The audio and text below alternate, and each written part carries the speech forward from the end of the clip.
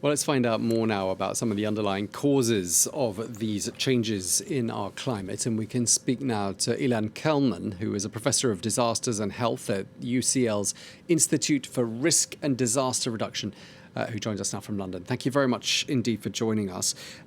Professor Kelman, is this the face of things to come, do you think? Unfortunately, it is a face now, and this is going to be what we experience far more regularly. We know that we are changing the climate rapidly and substantively. The levels of heat and humidity that we are seeing now across southwestern Europe and in the UK today and yesterday had been warned about for decades. Once we get these levels, unfortunately, the absolutely horrendous fires which you're going through are going to be experienced, and people are going to have these devastating experiences for their lives.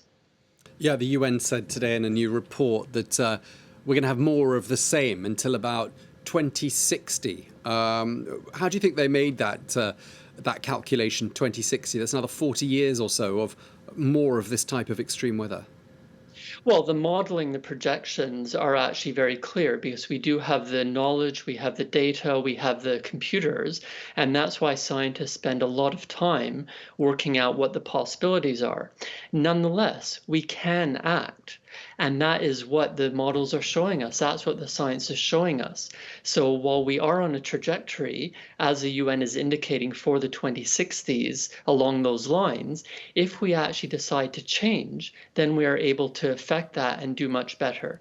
So that's where it comes down to everyone joining in the science, joining in the actions, to recognize that we knew what happened this week and last week was coming. We've known this for decades, but will this change us? Will this ensure that we do not reach that worst case scenario in the 2060s?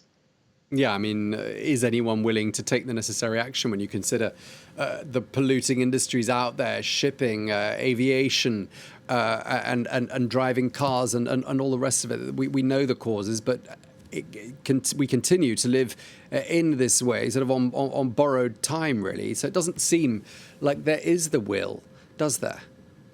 Well, many people have it, and it is difficult, it is challenging, but we know exactly what we need to do. We have the resources, we have the money, we have the technology, we have the techniques, and we can look to what people are doing. Part of it is also at the individual level.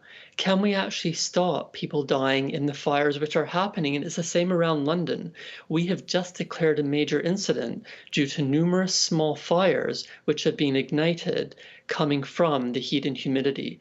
And by building our infrastructure to do better in these temperatures, by building our infrastructure to do better in fires and ensuring that we manage our ecosystems to be able to get through this weather and the fires without causing problems is what can be done at the local and individual level. So it does happen in many places. They are willing. At the same time, we do need the national and international leadership because these polluting industries are immense and are beyond the power of any individual.